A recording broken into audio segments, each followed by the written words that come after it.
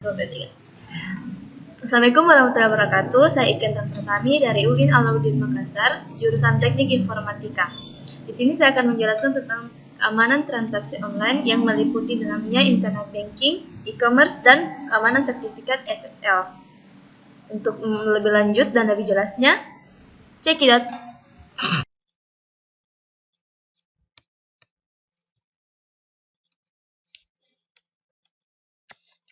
Baiklah, di sini saya akan menjelaskan tentang keamanan transaksi online. Apa itu transaksi online? Nah, di sekarang, internet sebagai jaringan komputer global dapat dipergunakan sebagai media perdagangan di era globalisasi.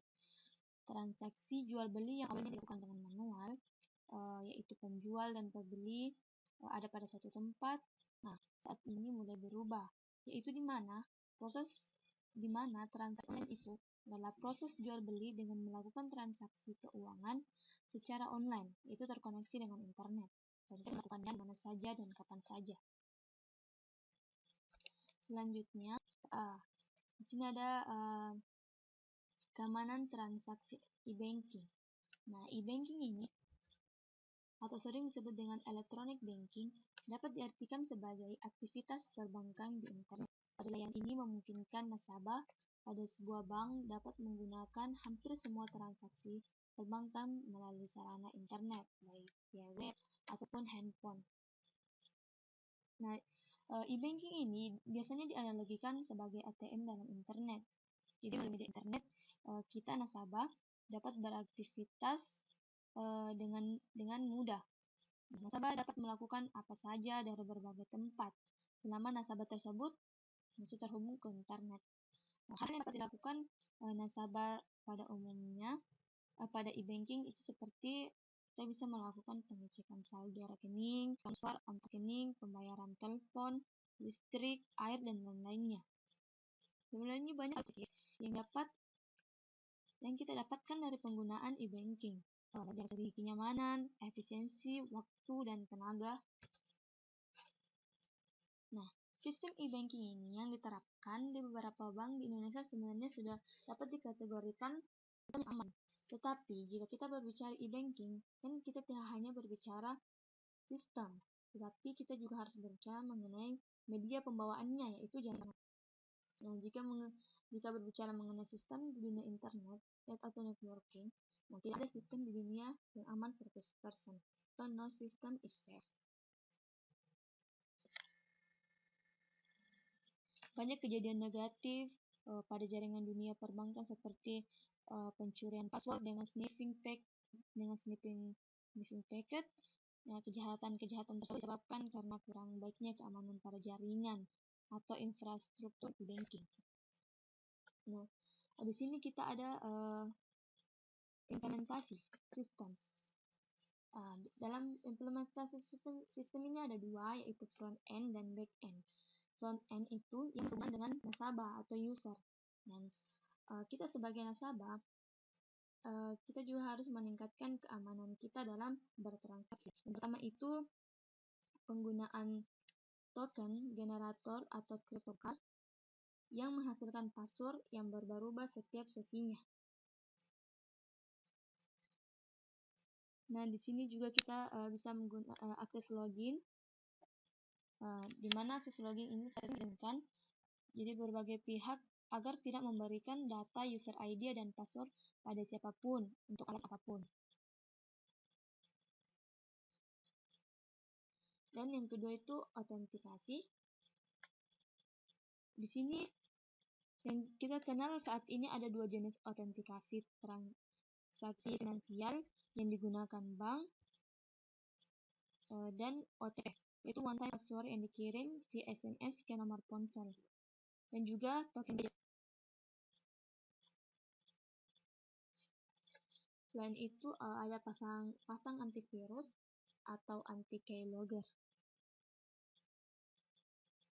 Dengan menggunakan selalu program antivirus yang terupdate dapat melindungi dari infeksi trojan ataupun malware yang dapat merubah host file komputer, dan kita juga harus menginginkan atau kita dapat melakukan menginstal anti keylogger.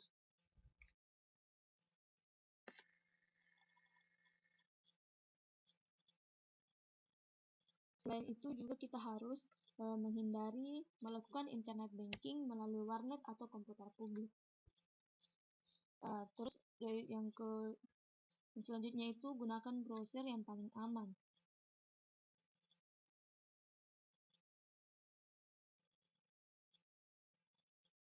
Browser yang paling aman. Jangan hanya dan di sini jangan hanya karena ingin hemat kuota data maka mengorbankanlah sehingga kita dapat mengorbankan faktor keamanan. Nah, untuk browser yang paling aman saat ini yaitu Mozilla Firefox atau Google Chrome. Saat ini dapat dipercaya, yang paling aman. Selanjutnya, URL yang aman. URL protokol yang aman adalah HTTPS.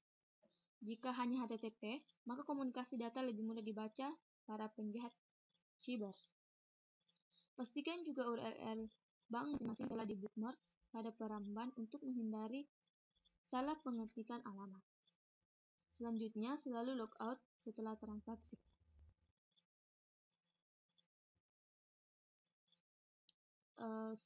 Dan bersihkan cookies, cache, dan history pada browser setelah logout. Langkah-langkahnya itu yang pada Mozilla Tool Option Privacy, Clear Replace pada Chrome, History, terus Clear Browsing Data. Nah, yang backend sendiri adalah yang berhubungan dengan bank. Langkah-langkah keamanannya itu pertama firewall. Firewall ini sebagai pagar untuk menghadang usaha untuk masuk ke sistem. Firewall juga bersifat sebagai deteran bagi orang yang ingin coba-coba. Terus kedua, pencatatan setiap kegiatan aktivitas perbankan nasabah. Yang dapat diakses dari nasabah dan pihak sentral. Selanjutnya, intrusion detection system. Sebagai pendeteksi adanya aktivitas yang sudah terjadi atau dilanggar. Selanjutnya, penggunaan HTTPS paket layar sehingga antara pengguna dan media service berhubungan langsung. Nah, selanjutnya lagi network monitoring tools sebagai usaha untuk mengamati kejahatan yang dilakukan melalui jaringan dikarenakan layanan internet banking dapat dilakukan dari mana saja melalui internet. Nah, yang terakhir log processor dan analisis untuk melakukan deteksi dan analisa terhadap kegiatan yang terjadi di sistem. Tapi seringkali hal ini tidak dapat dilakukan. Nah, selanjutnya tentang keamanan e-commerce. E-commerce ini merupakan sarana untuk melakukan transaksi keuangan secara online. Sarana ini berkembang pesat sejak awal penggunaannya di tahun 1970-an. E-commerce memungkinkan kita untuk menjual produk-produk dan jasa secara online.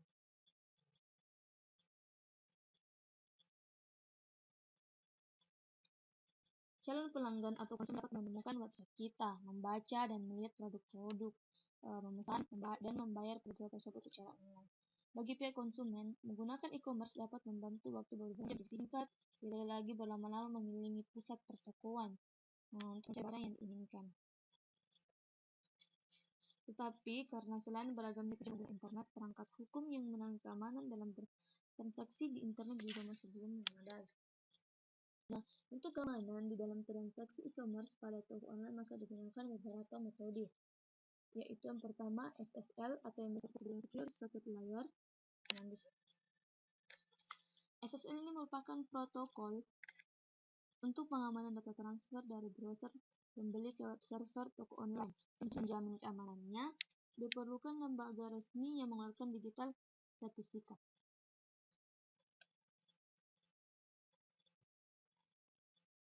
Selanjutnya adalah SET, Secure Electronic Transaction. Nah, SET menggunakan sertifikasi digital untuk membuktikan bahwa konsumen dan toko online memiliki hak untuk menggunakan menerima kartu. Maksud SET alat elektronik yang berfungsi untuk memverifikasi toko online di layar dan juga berfungsi bagi penjual dan toko online untuk memeriksa tanda tangan konsumen pada bagian belakang kartu Visa. Selanjutnya itu metode enkripsi atau yang lebih dikenal dengan kriptografi, itu metode penyembunyian satu pesan atau data yang terkirim melalui jaringan publik dengan menggunakan kunci tertentu. Nah, beberapa teknologi enkripsi yang cukup populer yaitu kombinasi public key dan private key, sertifikat authority, dan termasuk juga secure electronic transaction. Dan kita juga bisa menggunakan aplikasi PGP. Nah, yang terakhir itu keamanan transaksi dengan sertifikat SSL. Sertifikat SSL pada dasarnya adalah sebuah cara untuk meyakinkan pengunjung ke situs bisnis bahwa di sini adalah tempat yang aman untuk melakukan bisnis. SSL singkatan dari Secure Socket Layer dan merupakan sebuah protokol enkripsi yang membantu menyembunyikan informasi dari pihak ketiga yang mungkin mencoba untuk mencuri informasi pribadi dari pelanggan Anda. Nah, ada dua fungsi utama dipenuhi dengan sertifikat SSL. Yang pertama, hal terpenting dapat mengenkripsi informasi transaksi bisnis online. Ini berarti dapat merubah informasi ke dalam kode yang hanya dapat dibaca jika orang lain memiliki kunci. Nah, inilah fungsi dari kunci privat dan kunci publik. Sertifikat SSL ini membuat informasi pelanggan Anda aman. Setiap orang yang mencoba untuk mencuri kartu kredit atau informasi pembayaran personal lainnya hanya akan mendapatkan nomor dan huruf tanpa arti. Mereka memiliki kode enkripsi yang tepat. Nah, sebuah sertifikat SSL mencakup informasi tentang Anda, pemilik situs e-commerce. Hal ini memungkinkan pelanggan untuk memverifikasi bahwa Anda adalah seperti yang Anda katakan Anda, membuat Anda lebih dapat dipercaya. Nah, keamanan transaksi dengan sertifikat SSL itu contohnya ini. Maksudnya kita harus meningkatkan perlindungan website Anda melalui HTTPS untuk meningkatkan bisnis online Anda dengan menunjang kepercayaan konsumer, pengunjung Anda maupun mengamankan adanya transaksi pada website Anda. Misalnya salah satu produk SSL yang dapat terpercaya adalah Komodo SSL Certificate. Jadi di sini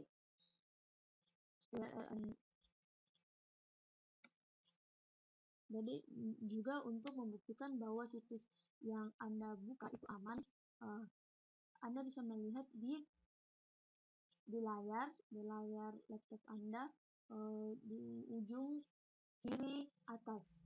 Jika ada gambar gembok, nah klik di situ jika ini memastikan bahwa situs yang Anda buka aman. Nah, sekian dari saya tentang keamanan transaksi online. Semoga bermanfaat. Kurang dan lebih mohon dimaafkan. Assalamualaikum warahmatullahi wabarakatuh.